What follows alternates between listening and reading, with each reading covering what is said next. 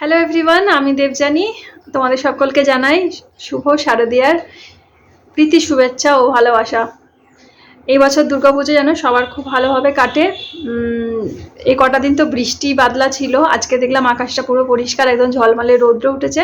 কালকে পর্যন্ত মেঘলা দিন ছিল কিন্তু গরমটা ছিল না, কিন্তু আজকে দেখলাম যে রৌদ্র উঠেছে আর প্রচণ্ড পরিমাণে গরম। আর আমি এই যে ষষ্ঠীর ড্রেস পরে নিয়েছি আর আজকে সন্ধ্যেবেলা অবশ্য ঠাকুর দেখতে যাব না, আগামীকাল যাব।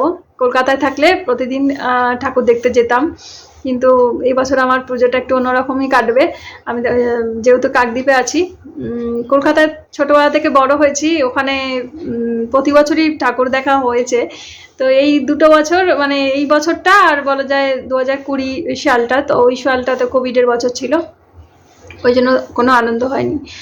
আর সবাই সুস্থভাবে থেকো, ভালোভাবে থেকো, আর সতর্কভাবে থেকো, পুজোটা সবাই ভালোভাবে কাটিও, কারণ চারিদিকের পরিবেশ পরিস্থিতি তো খুব একটা ভালো না, ওগুলো ভাবলেই মনটা খারাপ হয়ে যায়। তো বুঝতেই পারছো কি বিষয়ে আলোচনা করছি, বিভিন্ন রকম ঘটনা ঘটছে, তো এগুলো উচিত না হওয়া, কিন্তু অশুভ শক্তি যেন বিনাশ পায়, শুভ শক্তি যেন জাগ্রত হয়।